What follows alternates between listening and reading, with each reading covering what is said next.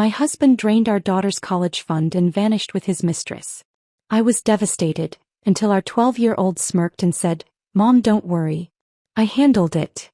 Days later, he called screaming after discovering Mark was stuffing clothes into a suitcase when I walked into our bedroom. No explanation, no eye contact, just frantic packing like the house was on fire. "What are you doing?" I asked. He didn't even look up. What I should have done years ago. His words hit me with the force of a physical blow. 22 years of marriage, and this was how it ended? Him throwing shirts into luggage while I stood in my pajamas, completely blindsided. "Mark, stop." I grabbed his arm, but he shrugged me off like I was a stranger.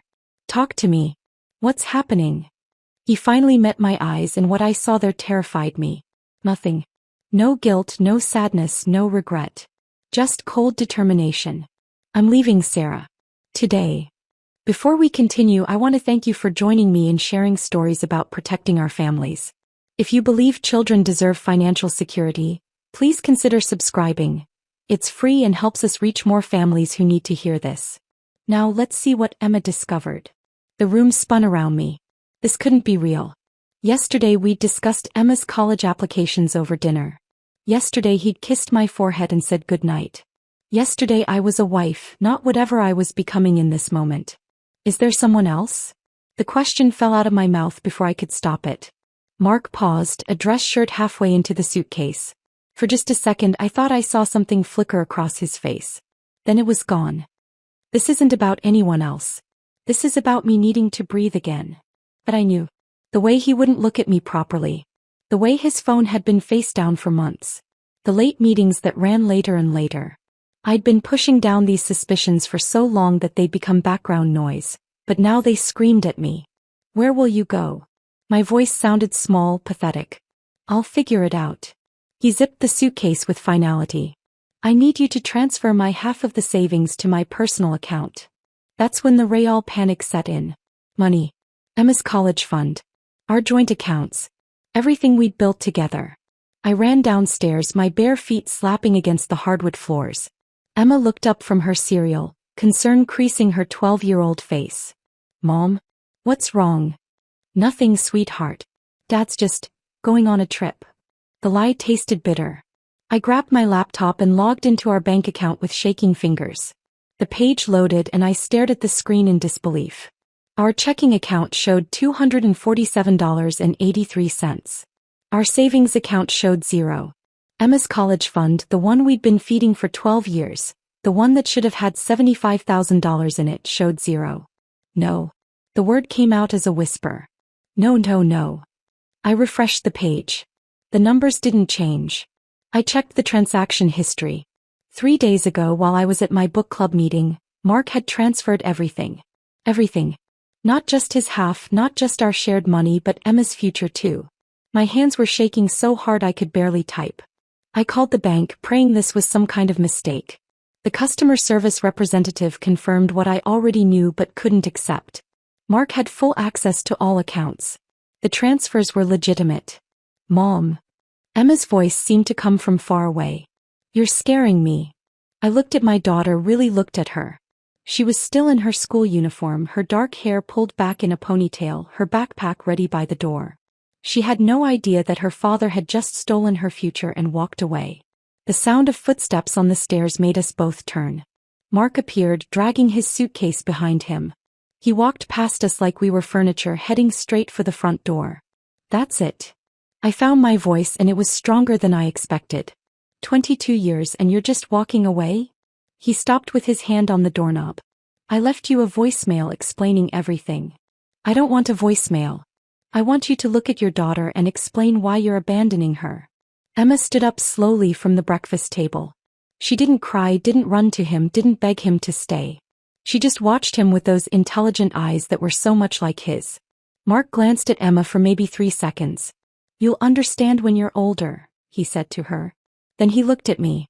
"Don't make this harder than it has to be." The door closed behind him with a quiet click that somehow sounded louder than if he'd slammed it. Emma and I stood in the sudden silence of our kitchen. The coffee maker gurgled. The refrigerator hummed. Outside, a car engine started and pulled away. "Is he coming back?" Emma asked. I wanted to lie, to protect her, to say that Daddy just needed some time. But looking at her face, I realized she already knew the answer. I don't think so, baby. She nodded, processing this information the way she processed everything else in her life with careful consideration. Did he take our money? The question caught me off guard. How could she know to ask that? Some of it, I said carefully. My college fund too? I couldn't speak. I just nodded. Emma picked up her cereal bowl and walked it to the sink. She rinsed it out, dried it, and put it away in the cabinet. Then she turned to me with an expression I'd never seen before on her young face. Mom, don't worry. I handled it. The words were so unexpected, so calmly delivered that I almost laughed. Handled what? She was 12 years old. What could she possibly have handled? But something in her tone made me pause. There was no childish bravado, no empty comfort. Just quiet confidence, like she knew something I didn't. What do you mean, sweetheart? Emma picked up her backpack and headed toward the door. I'll miss my bus if I don't leave now. We'll talk after school, okay? And then she was gone, leaving me alone in a house that suddenly felt enormous and empty, with questions I couldn't answer and a future I couldn't see. The house felt different that first week without Mark. Not just empty but watchful somehow. I found myself crying at random moments, folding his abandoned laundry, seeing his coffee mug still in the dishwasher, hearing Emma's alarm clock through the walls each morning. But Emma? She moved through our shattered world like nothing had changed. Every morning at 7:15 she'd appear in the kitchen fully dressed, backpack organized, lunch packed. She'd kiss my cheek and say, "Have a good day, Mom," in the same cheerful tone she'd used when we were still a complete family. It was unsettling. Are you okay, sweetheart? I asked her one morning, catching her wrist gently as she headed for the door. She looked at me with those serious dark eyes. I'm fine, Mom. Are you? I wasn't fine. I was falling apart piece by piece, but I couldn't tell her that. Just checking on you. I know. He squeezed my hand. But I'm really okay. That evening I decided to call my sister Janet for advice. As I dialed, I could hear Emma upstairs in her room. The sound drifted down through the floorboards, rapid clicking like she was typing frantically. I assumed she was chatting with friends about the situation, maybe processing her feelings online the way kids do now. Sarah? How are you holding up? Janet's voice was warm with concern. I don't know, I admitted, sinking onto the couch. Emma's being so strong, but I'm worried she's bottling everything up. She hasn't cried once. Some kids process differently. Remember when Dad left? You cried for weeks, but I got angry and broke Mom's favorite vase. The clicking upstairs stopped suddenly, then resumed with even more intensity. What's that sound? Janet asked. Emma's on her computer. Probably homework or games. But even as I said it, something nagged at me. The rhythm was too consistent, too purposeful for games. After I hung up with Janet, I made Emma's favorite dinner, grilled cheese and tomato soup. I knocked on her door around 6:30. Come in, she called. I pushed the door open, carrying her dinner tray. Emma was sitting at her desk, her laptop screen angled away from me. She closed it quickly when I entered. Brought you some food, honey. Thanks, Mom. She took the tray without making eye contact. You can set it on my nightstand. As I placed the tray down, I glanced at her desk. Scattered papers, her school planner, a few textbooks. Nothing unusual. But there was something deliberate about how she'd positioned everything, like she'd arranged it specifically for my visit. What were you working on? I asked casually. History report on the Industrial Revolution. She opened her laptop again, but I caught a glimpse of the screen before she minimized whatever she'd been viewing. It looked like an email program, not a school document. Need any help? I'm good. Thanks for dinner. I was dismissed. Politely but firmly. I kissed the top of her head and left, but the uneasy feeling lingered. Over the next few days the pattern continued. Emma maintained her perfect routine while I spiraled deeper into confusion and grief. I'd wake up at 3 in the morning with panic attacks, checking our bank accounts obsessively, calling Mark's number just to hear his voicemail. Meanwhile, Emma would emerge each morning looking rested and composed. The typing continued every night. Sometimes it went on until nearly midnight. Friday evening I was putting away Emma's clean laundry when I saw it. A single sheet of paper on her desk, partially hidden under her science textbook. I shouldn't have looked, but something about the formatting caught my eye. It was a printed email thread.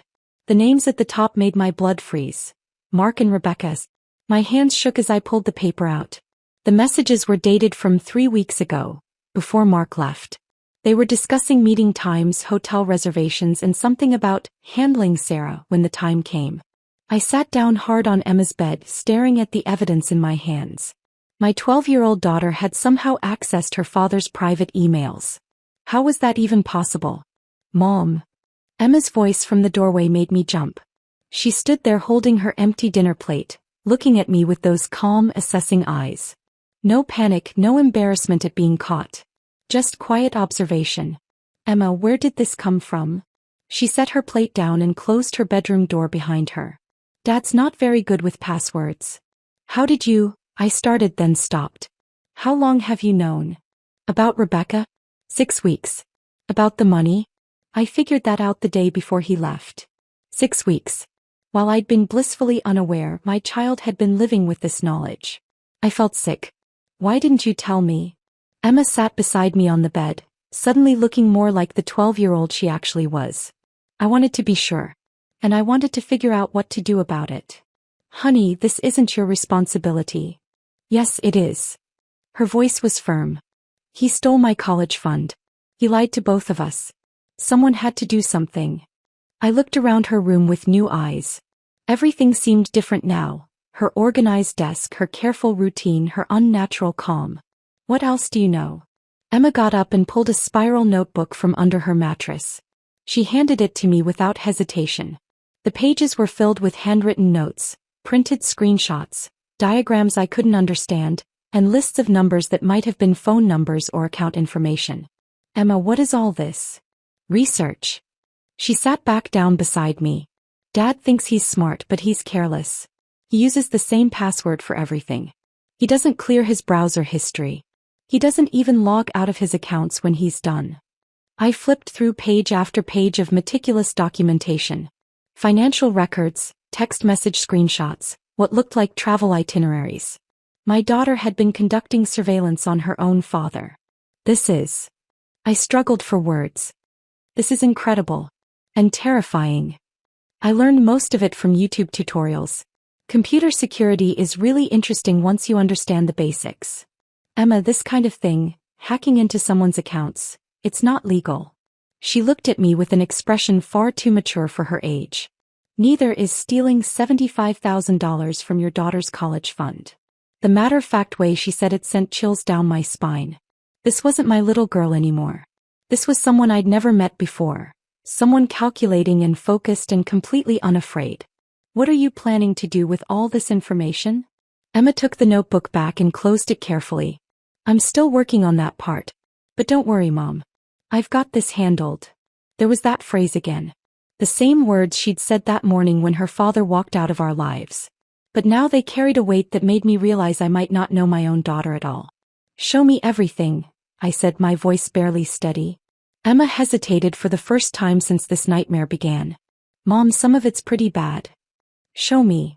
She opened her laptop and pulled up a folder labeled Science Fair Project. Inside were dozens of subfolders with names like financial records, communication logs, and identity theft evidence.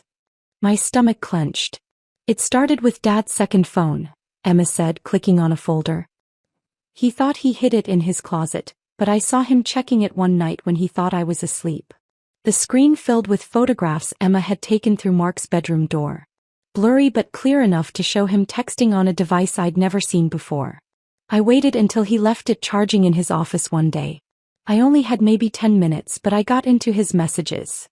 Emma's fingers moved across the keyboard with practiced efficiency. That's how I found Rebecca.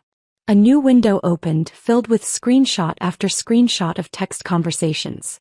My husband's words to another woman, talking about me like I was an obstacle to remove. Planning their future together. Discussing how to handle the Sarah situation without losing too much money in a divorce. I felt like I might throw up.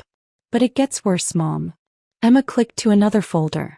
Rebecca Sterling works at Dad's accounting firm. She handles client investments and trust accounts. You found out where she works?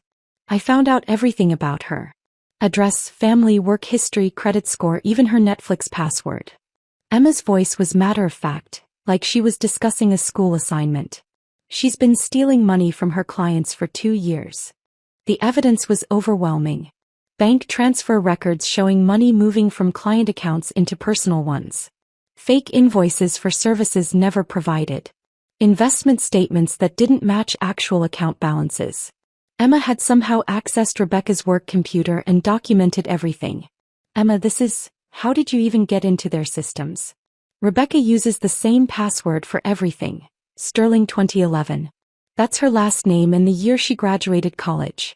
I found that information on her LinkedIn profile. Emma shrugged like it was obvious. People are really predictable with passwords. I stared at my daughter, this stranger sitting beside me. But how did you learn to do all this? YouTube mostly. And some computer programming forums. There's a lot of information out there if you know how to look for it. She clicked to yet another folder and my world tilted sideways again. Bank statements with my name on them, but accounts I'd never opened. Credit applications filed under Emma's social security number. Loan documents signed with forged signatures. Mom, Dad didn't just take our money. He's been using our identities to get loans. The $75,000 from my college fund? That was just the down payment on a $200,000 loan he took out in my name. What? The word came out as a whisper.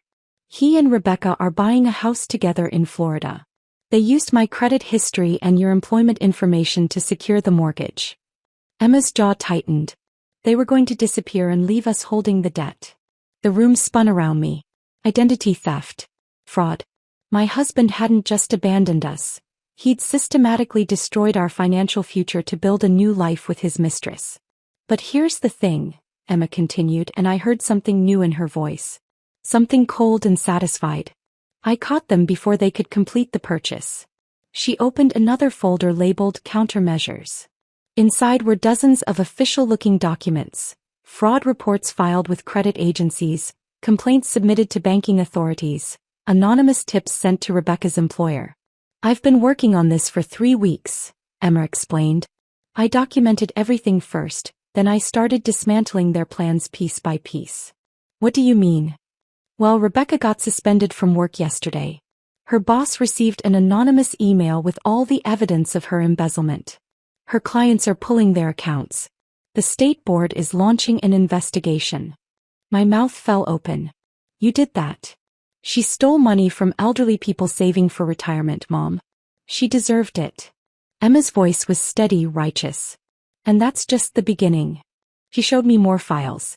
Credit agencies had frozen the fraudulent accounts opened in our names. The mortgage application for the Florida house had been flagged and denied.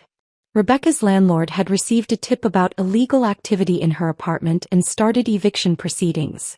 But the best part, Emma said, clicking to a final folder, is what I sent to her father. Her father. Dr. Robert Sterling. He's a prominent surgeon who's very concerned about his family's reputation. He received a very detailed letter about his daughter's criminal activities, along with copies of all the evidence. I felt dizzy. Emma, what have you done? I've protected us. She closed the laptop and looked at me directly. Dad thought he could steal from us and walk away clean. He thought we'd be too broken and stupid to fight back. He was wrong.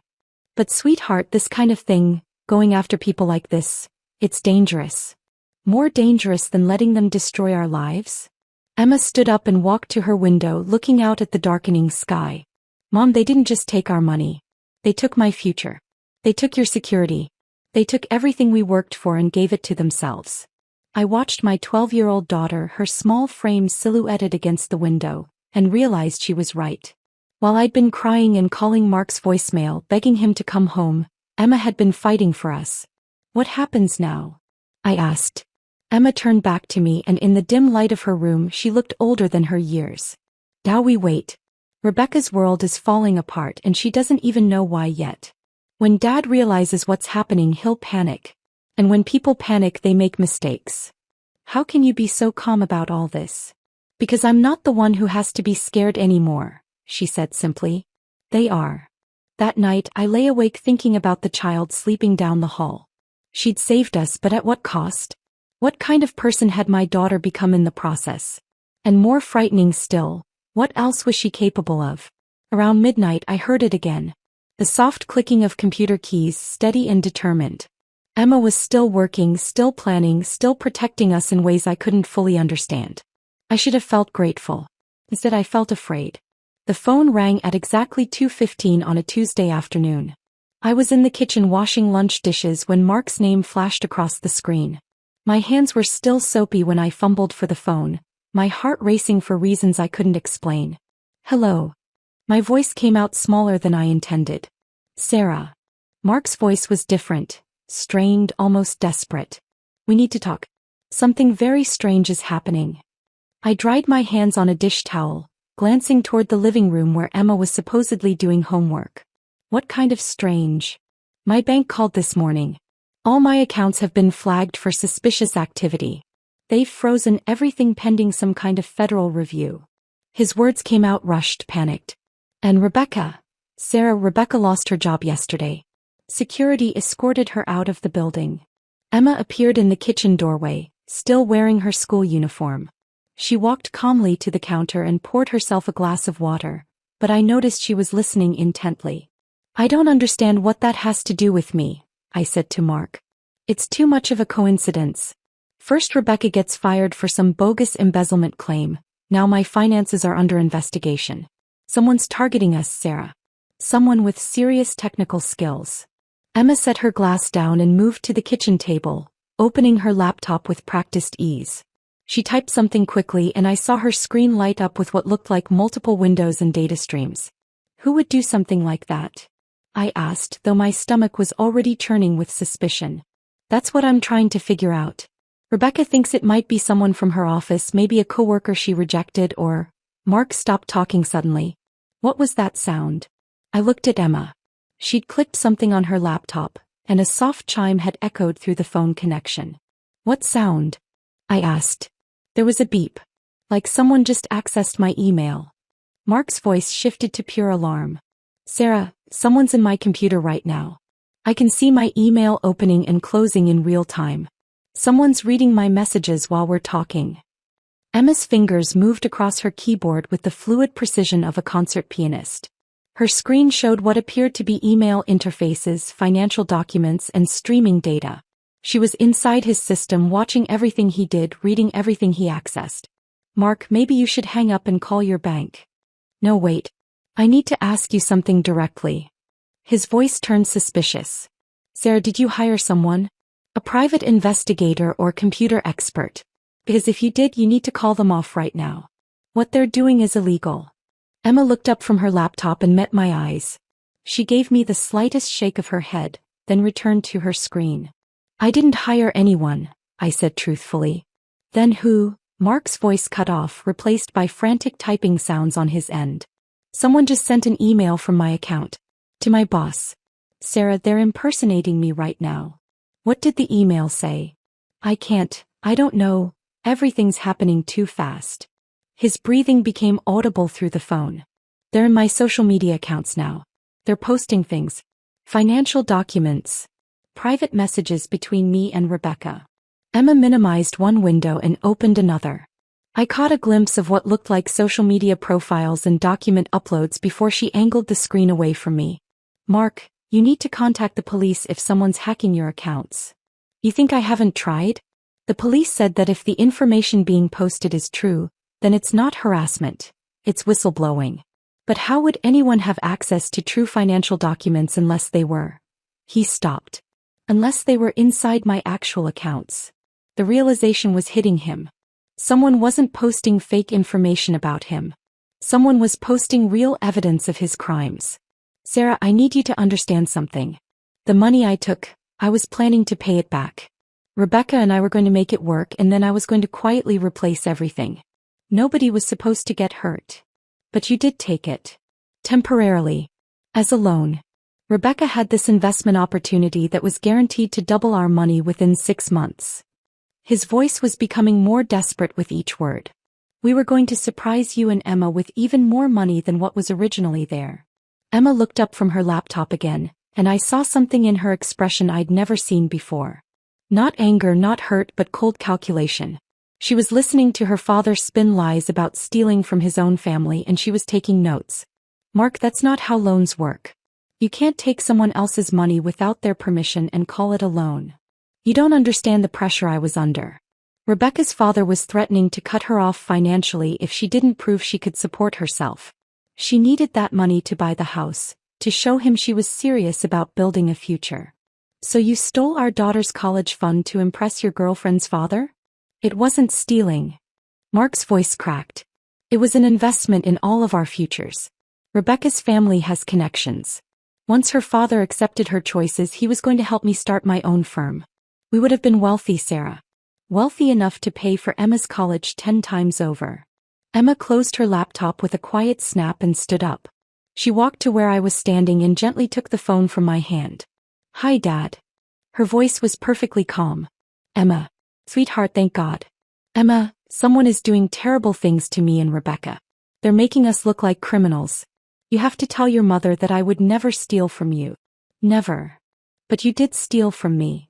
Emma's tone remained conversational, like she was discussing the weather. You took $75,000 from my college account and used it as collateral for a mortgage application in Florida. The silence on Mark's end stretched for nearly 10 seconds. Emma, who told you that? Nobody told me. I found out myself. Along with copies of the forged loan documents where you used my social security number to secure additional credit. That's impossible. You're 12 years old. You couldn't possibly understand. I understand that you committed identity theft. I understand that Rebecca embezzled money from her clients. I understand that you both planned to disappear to Florida and leave Mom and me responsible for the debt you created. Emma, listen to me very carefully. Adults sometimes make complicated financial decisions that children can't fully grasp. What looks wrong to you might actually be. I have copies of everything, Dad. Every email between you and Rebecca. Every forged document. Every illegal transaction. I've been watching you for weeks. Mark's breathing became labored. You've been watching me? Emma, what does that mean? It means I know about the second phone you thought you hid so well. I know about the fake investment accounts Rebecca created to hide the money she stole. I know about the house you tried to buy using my identity. Emma's voice never wavered. And I know that when the money ran out and Rebecca got fired, she stopped returning your calls. How could you possibly know about Rebecca not returning my calls? Because I'm monitoring all your communications. I've been watching both of you destroy yourselves piece by piece. Emma sat down at the kitchen table, still holding the phone with complete composure. Rebecca blocked your number yesterday after her father cut her off financially. She's already started dating someone else. The sound that came through the phone was somewhere between a sob and a scream. Emma, please. I know I made mistakes, but I'm still your father. I love you. I love your mother. I never meant for things to go this far. You chose her over us, Dad. You chose money over your family. You chose to steal my future to pay for your new life. Emma's voice remained steady, factual. Actions have consequences. You taught me that when you walked out of our house with your suitcase. Emma, I'm begging you. Whatever you've done, whatever you know, please just stop. I have nothing left. I'm living in my car because I can't pass a credit check to rent an apartment. I can't get a job because every background check shows financial fraud flags. Please. Emma looked at me as she spoke her final words to her father. You taught me something important, Dad. You taught me that the people who are supposed to protect you sometimes don't. So you have to protect yourself. And with that, she hung up the phone. The silence that followed was deafening. Emma set the phone on the counter and looked at me with those calm, serious eyes. He won't call back, she said matter-of-factly. How do you know? Because now he knows I'm watching. And he knows that every move he makes I'll see coming. She picked up her laptop and headed toward her room. I have homework to finish. I stood alone in my kitchen, finally understanding that my 12-year-old daughter had just systematically dismantled a grown man's entire life, and that he deserved every second of it. I stood in my kitchen long after Emma had disappeared into her room, staring at the phone in my hands. My daughter had just destroyed her father with the same calm precision most kids used to complete homework assignments. The silence felt heavy, almost suffocating. Part of me wanted to feel guilty. Part of me wanted to march into Emma's room and demand she undo whatever digital warfare she'd unleashed. But a larger part of me, A part one wasn't sure I recognized, felt fierce pride. My 12-year-old had protected us when I couldn't protect myself. The next morning, Emma appeared at breakfast looking exactly like any other middle schooler getting ready for her day. She ate her cereal, checked her backpack, and kissed my cheek goodbye as if she hadn't spent the previous evening systematically destroying two adults' lives. Emma, wait. I caught her arm gently as she headed for the door. Are you okay? She tilted her head, considering the question with that serious expression I'd grown to know so well. I'm fine, Mom. Why wouldn't I be? Because of what happened yesterday. With your father. What about it? Her complete lack of emotional response unnerved me. Honey, you just had a very intense conversation with Dad. It's normal to feel upset or confused or... I'm not upset. Emma adjusted her backpack straps. I'm relieved. Now he knows that I know what he did and he knows there are consequences for stealing from his family. But don't you miss him? Even a little? Emma paused at the front door, her hand on the doorknob. I miss the dad I thought he was. But that person was never real, was he? He was just a character Dad played when it was convenient. The matter-of-fact way she analyzed her own feelings terrified me. Or was the anger? The hurt? The desperate hope that maybe Daddy would apologize and come home? Emma, I think it would be good for you to talk to someone. A counselor who can help you work through these big emotions. I'm not having big emotions, Mom. I'm having appropriate emotions. She opened the door. But if it makes you feel better, I don't mind talking to someone. After Emma left for school, I called our pediatrician's office. Dr. Martinez recommended a child psychologist named Dr. Patricia Reeves who specialized in family trauma and gifted children. Gifted children often process difficult situations differently than their peers, Dr. Martinez explained. They might intellectualize emotions rather than feeling them in traditional ways. Dr. Reeves could see Emma the following week. But in the meantime I found myself studying my daughter like she was a puzzle I needed to solve. She maintained her normal routine, school, homework, helping with dinner, but there were subtle changes I hadn't noticed before. She'd taken over our household finances completely, creating detailed spreadsheets that tracked our reduced income and projected our expenses for the next year.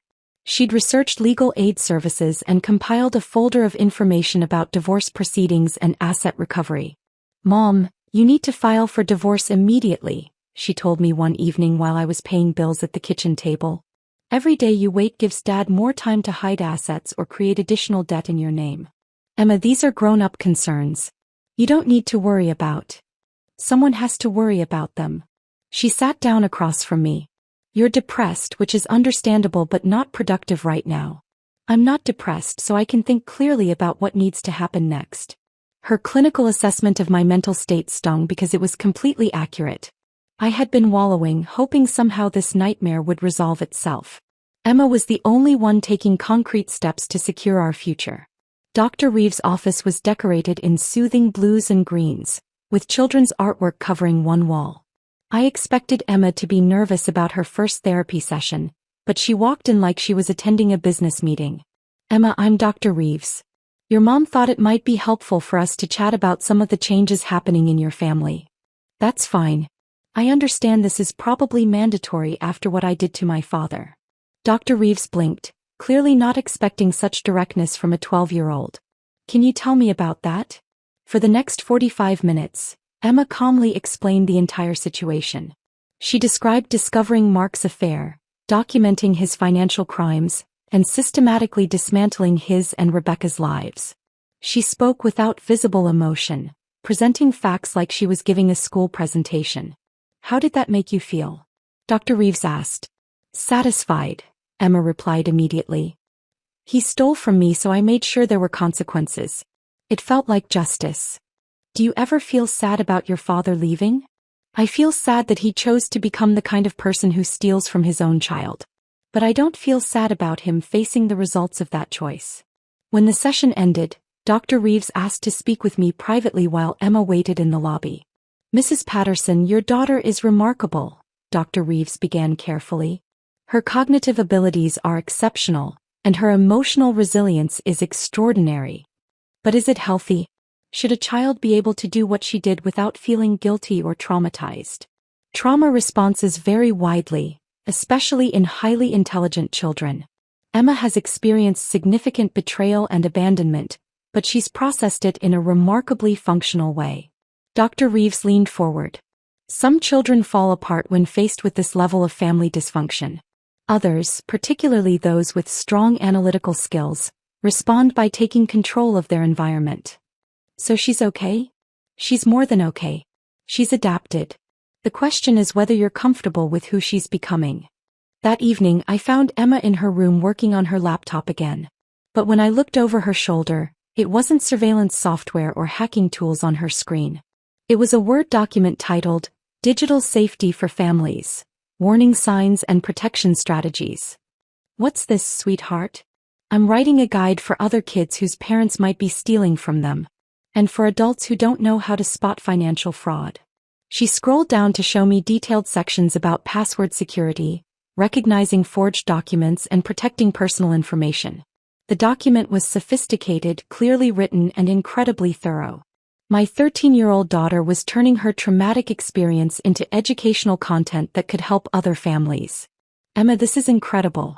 Where did you learn to write like this? I've been researching family financial fraud for weeks. You'd be surprised how common it is. She saved the document. Mrs. Henderson at school asked me to present this to the PTA next month. Apparently, 3 other families in our district have discovered similar problems with missing money and identity theft. I stared at the screen, reading her clear, practical advice. She wasn't just surviving what Mark had done to us, she was transforming it into something that could protect others. How do you feel about presenting this to adults? Nervous but excited. Most people don't understand how easy it is to protect yourself if you just know what to look for. She closed her laptop and looked at me seriously. Mom, can I ask you something? Of course. Are you ashamed of what I did to Dad? The question caught me completely off guard. Ashamed? Emma, you saved us. You protected our family when I couldn't. But you've been looking at me differently lately. Like you're worried about me. I sat on her bed, choosing my words carefully. I'm not worried about what you did, sweetheart. I'm worried about what it cost you. What you accomplished was amazing, but it required you to become someone harder than any child should have to be. Do you think I'm damaged? No. The answer came immediately and with complete certainty. I think you're stronger than I ever imagined possible. But I also think that strength came with a price, and I want to make sure you're okay with who you're becoming. Emma leaned against me, and for a moment she felt like my little girl again instead of the formidable person she'd become. I don't feel damaged, Mom. I feel like I finally understand how the world really works. And understanding something means you can protect yourself from it. What about protecting others? That's why I'm writing the guide. If I can help other families avoid what we went through, then maybe something good came from Dad's choices. That night, as I tucked Emma into bed, she asked one final question that broke my heart and filled me with pride simultaneously. Do you think Dad ever really loved us? I think he loved the idea of us. But when loving us became inconvenient, he chose himself instead. That's what I thought too. She pulled her stuffed elephant closer. Good night, Mom. Good night, sweetheart.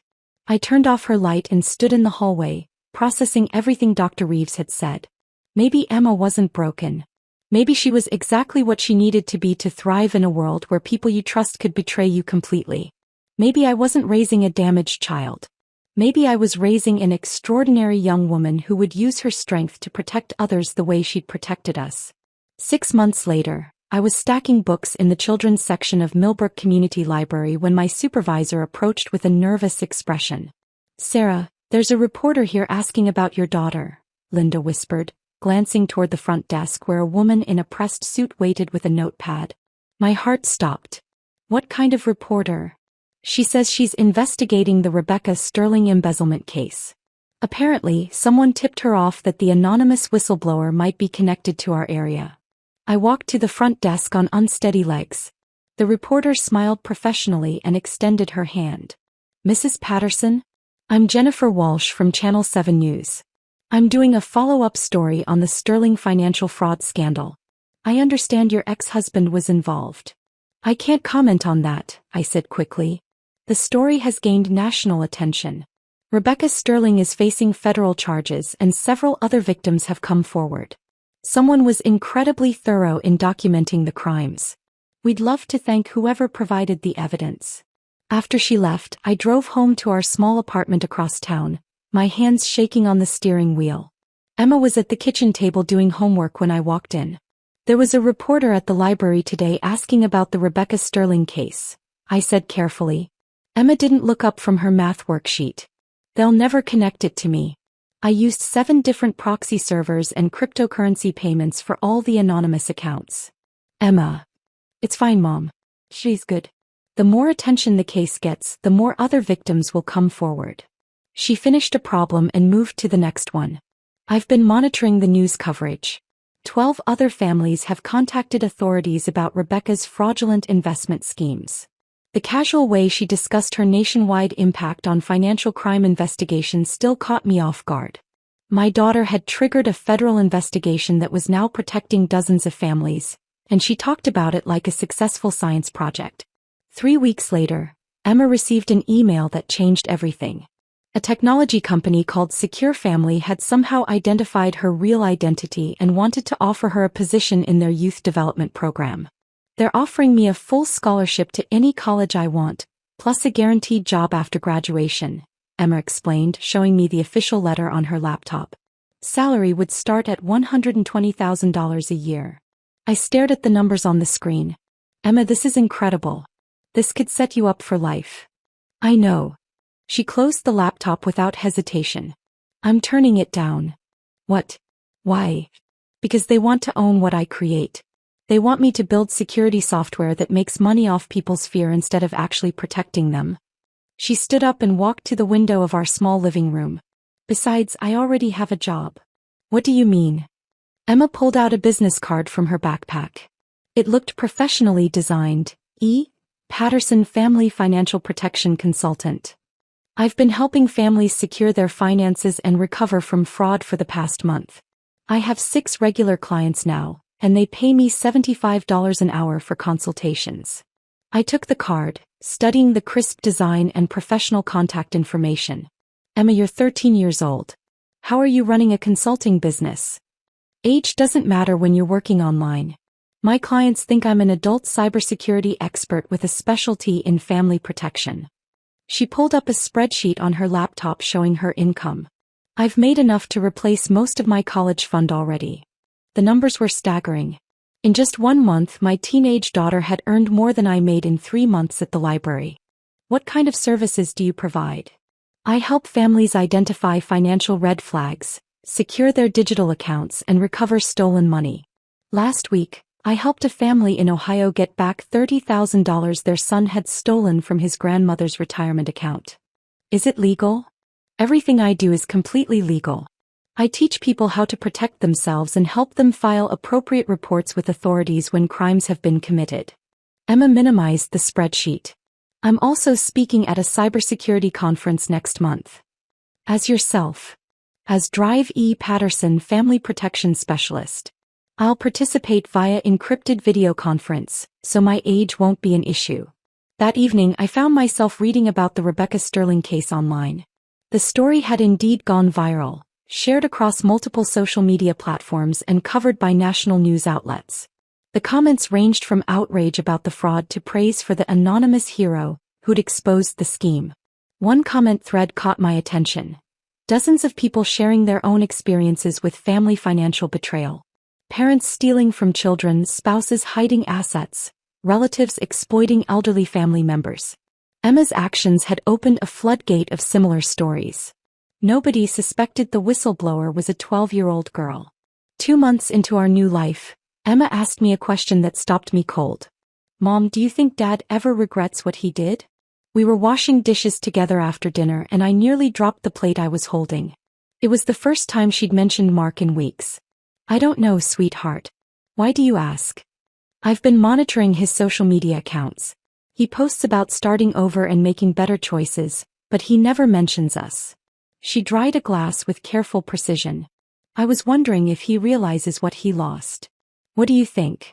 Emma considered this for a long moment. I think regret is just feeling sorry for yourself when you face consequences. It's not the same as understanding why what you did was wrong. Do you want him to regret it? No. I want him to understand it. But I don't think he's capable of that level of self-awareness. She folded the dish towel neatly and hung it on its hook. The conversation was clearly over for her, filed away like everything else related to her father. Spring arrived with a warmth that felt like hope. Emma's consulting business continued to grow, and she'd started creating free educational resources for families to protect themselves from financial fraud. She developed security checklists, warning sign guides, and step-by-step instructions for reporting different types of financial crimes. "I want to turn this into a non-profit when I turn 18, she told me one evening while working on her latest project. Something that provides free protection services to families who can't afford private consultants." "That's a beautiful goal, Emma. It started because of what Dad did to us, but it's become something bigger. There are so many families out there being victimized by people they trust." One evening in late spring, I was reading in the living room when I heard Emma on a video call in her room. I paused outside her door, listening to her gentle voice. "I know it's scary discovering that your mother has been using your college fund," she was saying. "But you're going to be okay. I'm going to help you protect what's left and make sure this doesn't happen again." I realized she was talking to another teenager, probably someone whose family was being destroyed the same way ours had been. Emma had become a lifeline for children whose parents had betrayed them. "The most important thing to remember," Emma continued, "is that this isn't your fault. Adults are supposed to protect children, not steal from them. When they don't do their job, we have to protect ourselves." I walked away from her door with tears in my eyes. Not from sadness but from overwhelming pride. Mark had tried to break us, but instead he'd forged something unbreakable. Emma had transformed her pain into purpose, her trauma into a mission to protect other families. The next morning, Emma appeared at breakfast looking like any other 8th grader, but I knew better now. Underneath that normal teenage exterior was someone extraordinary, someone who'd taken the worst thing that had ever happened to her and turned it into a force for good. "Ready for school?" I asked, kissing her forehead. "Always," she said, shouldering her backpack. "Oh, and Mom? I love you. I love you too, sweetheart." As I watched her walk to the bus stop, I realized that Mark's betrayal hadn't destroyed our family. It had revealed what we were truly made of. Emma had won more than justice. She'd won her future and was using it to secure the futures of countless other families. Mark could keep his new life with whatever remained of it. We'd built something infinitely more valuable from the pieces he'd left behind. We'd built hope, and Emma was sharing it with the world. If this story of a 12-year-old's digital justice had you on the edge of your seat, hit that like button right now. My favorite part was when Emma calmly told her father you chose her. So live with her before hanging up. What was your favorite moment? Drop it in the comments below. Don't miss more incredible family protection stories like this. Subscribe and hit that notification bell so you never miss an upload.